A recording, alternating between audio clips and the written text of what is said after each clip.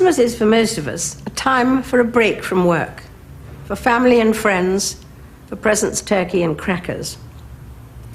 But we should not lose sight of the fact that these are traditional celebrations around a great religious festival, one of the most important in the Christian year. Religion and culture are much in the news these days, usually as sources of difference and conflict, rather than for bringing people together. But the irony is that every religion has something to say about tolerance and respecting others. For me, as a Christian, one of the most important of these teachings is contained in the parable of the Good Samaritan, when Jesus answers the question, "Who is my neighbor?" It is a timeless story of a victim of a mugging who was ignored by his own countrymen, but helped by a foreigner, and a despised foreigner at that. The implication drawn by Jesus is clear. Everyone is our neighbor, no matter what race, creed, or color.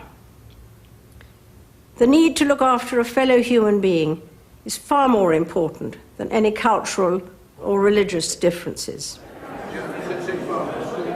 I work within the health service. I'm a member of the Royal College of Nursing. And do a lot of work around diversity within the workplace. It's wonderful work to be doing.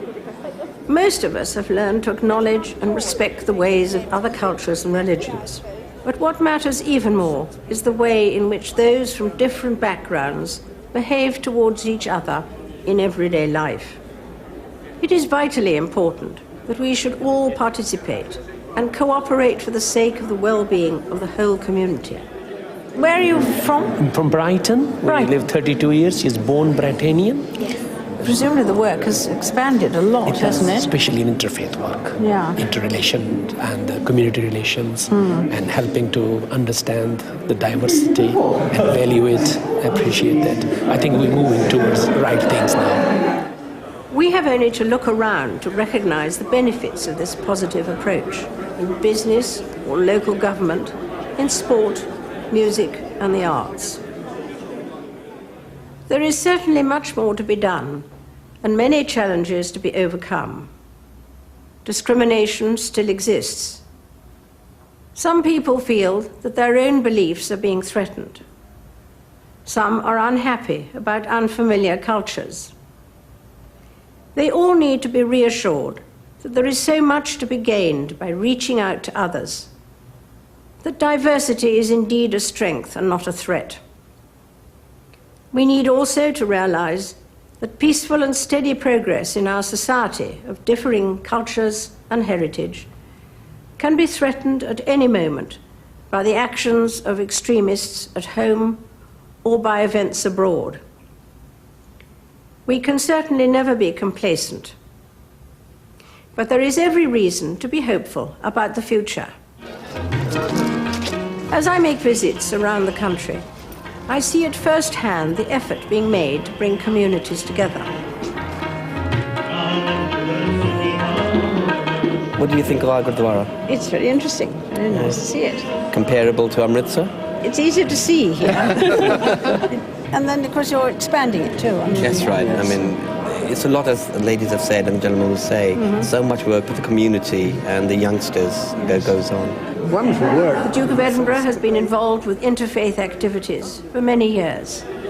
It doesn't really matter which religious community they belong to, because if they're all, in a sense, inspired by the Ark and by the conservation, then they're all doing something together without compromising their beliefs in any way, and yet still being able to work together. The idea that the churches and the aid agencies might perhaps talk to each other a bit more, get together a bit more, is a very good idea. And the Prince of Wales is well known for his work with many different communities. On behalf of the London East Academy, I feel privileged to welcome His Royal Highness Prince Charles to our humble school.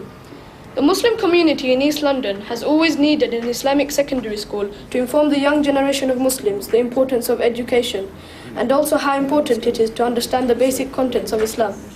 Because I've always found fascinating, so much of Islam is based on interpretation, isn't it, of by one scholar or another of what was actually said or not said. So do you have to take it away back home and try and memorise all these? Yeah. Have you got tapes to listen to as well? Yeah, yes. Do they work? Now, by the grace of Allah, London Muslim Centre will play host to a new breed of Muslims who will show Londoners the true qualities of Muslims: intelligent, kind, moderate, and caring towards every other British citizen, whatever colour, religion or creed.